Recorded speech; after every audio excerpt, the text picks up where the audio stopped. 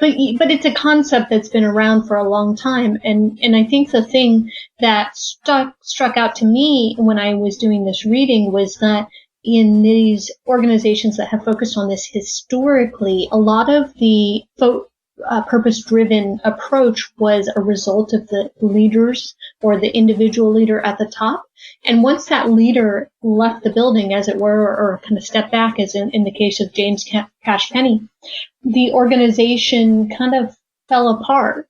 And the corollary to that was that organizations that these leaders built tended to have these self-reinforcing systems. And so it took a little while for those organizations to fall apart, because once the leaders stepped back, one small piece would get tucked away or get chipped away, and then another piece, and then another piece. But within, 5 years or so, this incredible, in many instances, social-focused institution that was also, in many instances, also far more profitable than their peers, it kind of all fell apart. So that's part of what made me really interested here is it's a system if you're going to have something that's sustainable. It can't just be individual leaders, though, of course, they're very important.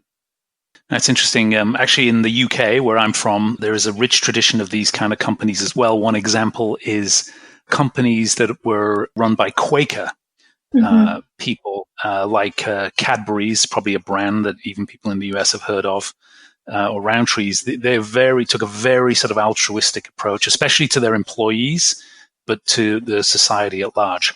So we're going to dig into all of this in the season. It's really interesting stuff, but I heard, there are leadership implications and lessons we can take from that, as well as people systems implications that we can take as well. What hypotheses did you develop for the research, and how does it relate to the broader work that you do at RedThread? That might be a good thing to touch on. Yeah. So some of the hypotheses, and probably the leading one, was that there is an important role for HR here. When we began the research, we started by looking at, what others were saying about purpose-driven organizations. And what was interesting was that a lot of the published content was published by those who were in, CSR parts of the organization, maybe in marketing, maybe in a related foundation, et cetera. But you didn't see necessarily a lot of focus from HR, which is interesting because a lot of the work that we do at RedThread obviously is writing about what HR does. And we know that, a lot of HR leaders are not shy about sharing what they do in general. So to kind of see that gap with regard to purpose, made us say, our hypothesis is HR is really important here, but we're not seeing it show up necessarily in the literature. Now, remember I said that we started this research before COVID, and I think, as the Economist rightly pointed out, COVID is HR's pandemic, whereas the last one was finances recession. Crisis, I feel like crisis, thank you. And so we've started to see a lot more of HR-related practices resulting from purpose, being connected to purpose, but that's very different. So anyway, so that was one big hypothesis. I think a second one was that there are different areas of talent management, that really all the different areas of talent management are critical in creating that self-reinforcing system that enables people to fulfill their purpose at work. So those would I say would be the primary two. And then I guess the third one, which we have yet to see if it holds out, but I feel pretty confident, is that that these changes, this focus on being purpose-driven, is here to stay. That is not just the latest fad that's come along. And, we're seeing that hypothesis tested every day right now with COVID and the pandemic. Yeah, I mean, this is a fascinating lens to look at this whole thing through. How are these so-called purpose-driven organizations performing through these very, very difficult times on a number of different ways? I think the other thing that I got from your research, from the kickoff of the research, was, this aspiration for essentially finding codified, repeatable approaches and practices around this. Is that something that you want to emerge from the study too? Absolutely. You asked a question which I didn't answer directly about what RedThread does, but one of the things that we do is find leading edge practices that we think can be adopted and incorporated into organizations' approaches. And so finding those repeatable practices is absolutely an essential part of this research as well as the rest of our research.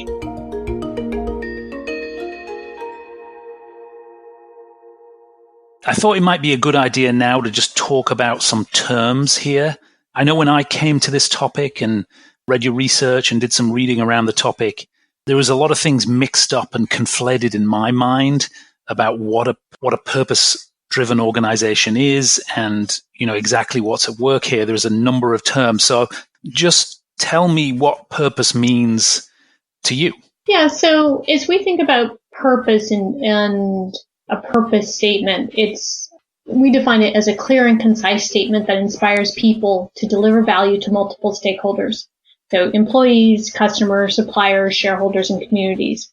But I think probably the more concise answer to the question is it's why or if you're talking about the organization broadly, why we do this. So what is our reason for existing? And I think, actually, I believe it was John Mackey and many others have made the point, is that it can't just be to make money. Because there's lots of ways to make money, but those don't tend to be fulfilling. And so this point about purpose is it's something that is fulfilling to us as humans, not just kind of some pie-in-the-sky language or a purpose of just making money. One of the things you talk about in the first publication around this study was mission, vision, values, and purpose statements. Yeah. I think a lot of people get confused about those things. I'm sure there are different interpretations of what they all mean. But why is it important to sort of tease out purpose from mission, vision, and values? Yeah, I think, so we look at purpose as the unifying concept amongst them all. And so a vision is something like where we want to go. A mission is what we do now and in the future. We talk about values as being what behaviors we want to uphold and principles as what beliefs guide our behavior. So, but all of those are pulled together by purpose. So what is it? Why do we do this? And I think it's important because it's easy to say, this is how we do something, that might be part of your mission, or this is what we want to do, a general direction. But the why, the real why, I think that is critical to really influencing all of those other things. It's really the starting point of it all. I also read a book by Aaron Hurst, who is the founder of the Taproot Foundation. Mm-hmm. He's done a lot of thinking about purpose, both in the context of organizations and sort of personal purpose as well. He takes time to differentiate purpose from cause and just goodness in general. And I think coming into this myself, this is where I got hung up a lot. And I think there's a lot of brand advertising and organizational statements around that are causal. We support the eradication of breast cancer if you're Delta Airlines or whatever.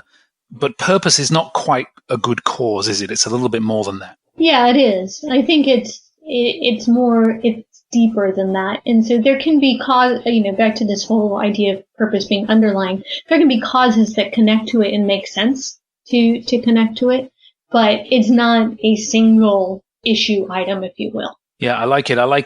It's why we do what we do. Mm-hmm. And that might have an impact on certain causes that we care about, but that's a subtly different thing. I think for me, I was definitely getting tripped up around that a little bit, and it was helpful to sort of pull that out. Yeah. And I think the other component of that is that this is hard, right? Like if you even take what you were just saying, Chris, and bring it to your own life, why do I do what I do, or why do you do what you do?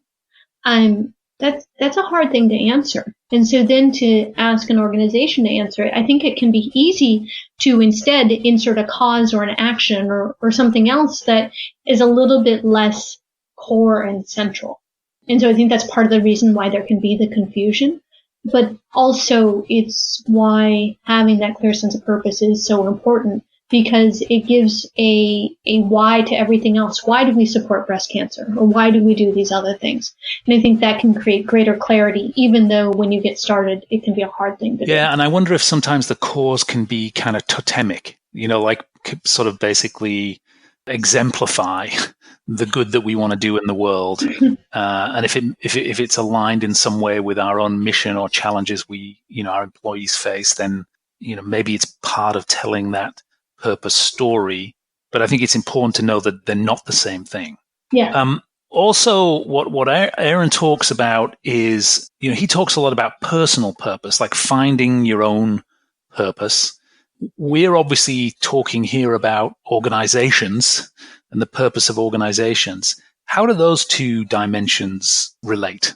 Yeah, well, in the organizations that we see that are the best at purpose, they are also good at helping their employees understand how that organizational purpose connects to their own individual purpose.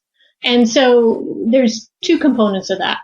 One is the organization knowing and being very clear about what their purpose is, and then them helping employees understand their own purpose and the connection between the two. So in some of the organizations that we see, they will even, they'll offer workshops or resources to help people understand their own purpose and to get a deeper understanding of the organization's purpose. But if we go back to what I said at the beginning, which is, why did we do this research?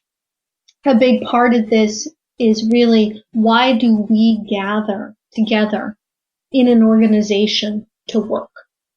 And if we all understand that it's a purpose and a purpose that is greater than just ourselves and just making money, that is a compelling reason to come together.